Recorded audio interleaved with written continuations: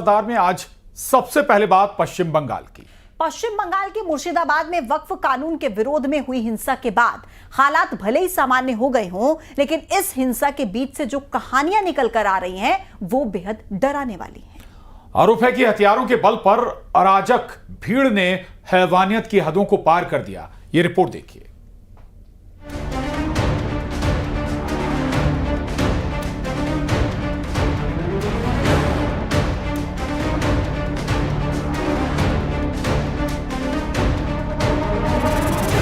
वक्फ कानून के विरोध में देश भर में विरोध प्रदर्शन हो रहे हैं, लेकिन पश्चिम बंगाल में हालात सबसे ज्यादा खराब हैं। मुर्शिदाबाद के बाद अब पश्चिम बंगाल के दक्षिणी 24 परगना के भांगड़ में बवाल हुआ है।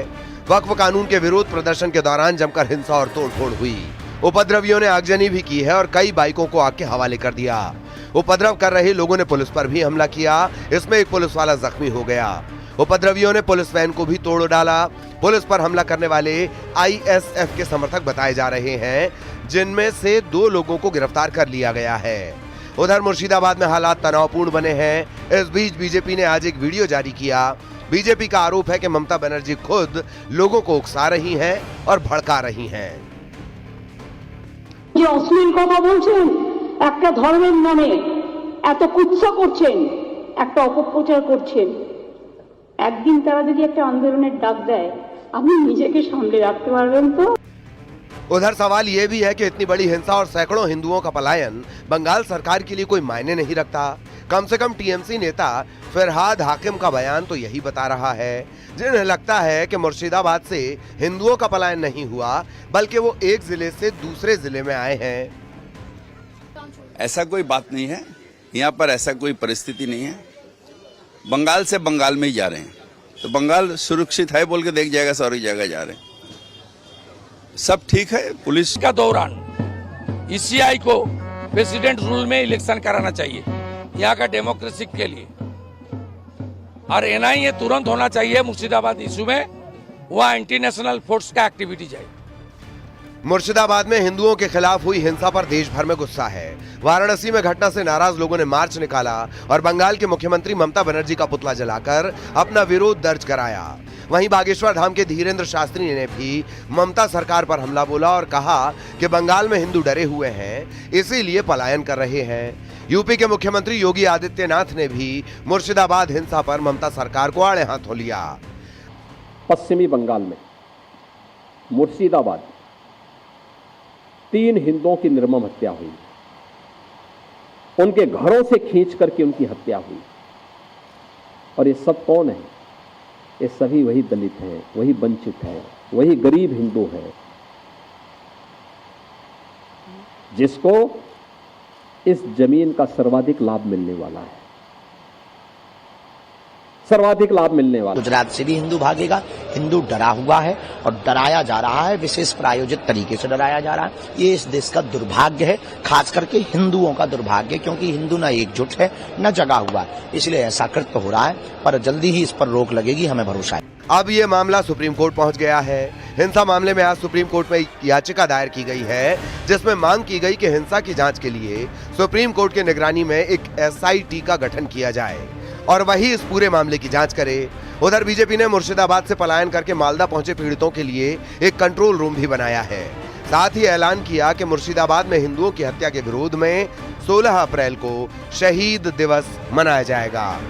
Bureau report, news 18। और वक्फ कानून के खिलाफ हिंसा और हिंदुओं के पलायन के बाद आज जिस खबर की चर्चा सबसे ज्यादा हो रही है वो है वक्फ को लेकर प्रधानमंत्री नरेंद्र मोदी का एक बयान, जिसमें उन्होंने डॉक्टर आंबेडकर और वक्फ बिल को लेकर विपक्ष का तुष्टीकरण का एजेंडा पंचर कर दिया। प्रधानमंत्री ने यह बयान संविधान निर्माता डॉक्टर भीमराव रामजी आंबेडकर की 135वीं जयंती के मौके पर हरियाणा के हिसार में दिया।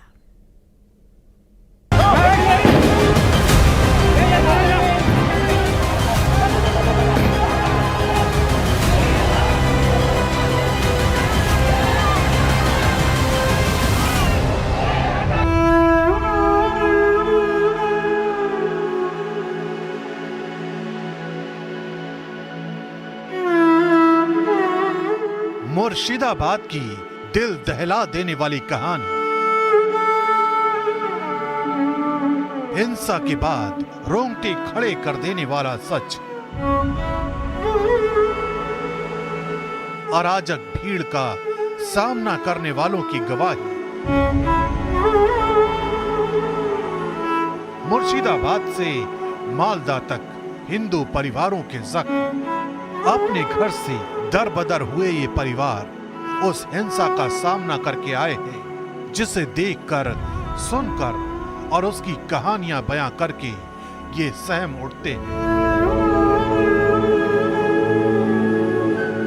हिंसा की आग ने इन्हें भीतर तक झुलसा दिया है। चेहरे पर ऐसी दहशत जिसे शब्दों में बयां नहीं किया जा सकता। मुर्शिदाबाद हिंसा के ये चश्मदीद मालदा में सिर्फ इसलिए शरणार्थी बने हैं क्योंकि अराजक भीड़ ने इनके साथ हैवानियत की हदों को पार किया। आरोप इतने संगीन कि सुनकर ही कलेजा कांप उठे। ট্যাঙ্কের জলে বিষ আজকে দিয়েছে খেয়ে ওই হয়েছে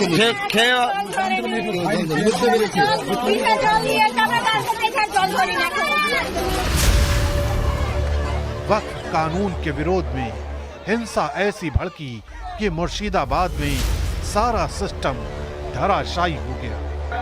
घरों में तोड़फोड़, सड़कों पर आग जली, महिलाओं से छेड़छाड़ और जिंदगी छीन लेने की साजिश। सब कुछ एक झटके में तहस नहस कर दिया गया।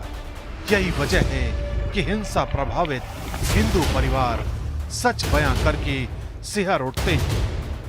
ছিল মানে আমাদেরকে আক্রমণ করেছে মুসলমানেরা, বম, পিস্তল, তারপরে চাকু চালিয়েছে, ছেনি চালিয়েছে, বম চালিয়েছে আর আমাদের বাড়ি লুটপাট করেছে।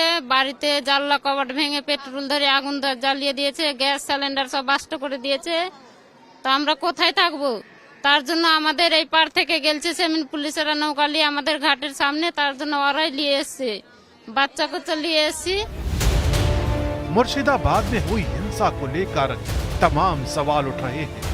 दावा किया जा रहा है कि मुर्शिदाबाद में उपद्रवियों ने केवल हिंदुओं को निशाना नहीं बनाया बल्कि बीएसएफ के जवानों पर भी पेट्रोल बम फेंके। केंद्रीय मंत्री सुकांत मजूमदार ने एक्स पर यह दावा किया और बीएसएफ के एक अधिकारी ने उनके इस दावे की तस्दीक भी कर दी। असफल मुख्यमंत्री ममता बनर्जी बंगाल में तुष्टीकरण इतनी खतरनाक ऊंचाई पर पहुंच गया है कि अब जिहादी कट्टरपंथी भी पेट्रोल बम से बीएसएफ के जवानों पर हमला करने की हिम्मत कर रहे हैं। ये सिर्फ अराजकता नहीं है, ये दिन दहाड़े देशद्रोह है। शुक्रवार के बाद मुर्शिदाबाद के 2 थाना क्षेत्रों में सूती और शमशेरगंज में स्थिति तनावपूर्ण बनी, तो प्रशासन के द्वारा अनुरोध करने पर हम लोगों ने अपने ट्रूप्स मोबिलाइज किए और अगले दिन उस मोबिलाइजेशन में ट्रूप्स हमने और ऐड किए और आज की स्थिति में हमारी 9 कंपनियां मुर्शिदाबाद के 2 थाना क्षेत्रों में डिप्लॉयड हैं और ज़्यादातर जो भी हॉट स्पॉट है हम सभी उस जगह पे मौजूद हैं। पुलिस और प्रशासन के साथ पूरा सामंजस्य और तालमेल के साथ हम काम कर रहे हैं। फिलहाल मुर्शिदाबाद संगीनों के साए में है। चप्पे चप्पे पर पुलिस प्रशासन का पहरा है, लेकिन सवाल एक बार फिर पश्चिम बंगाल की कानून व्यवस्था को लेकर।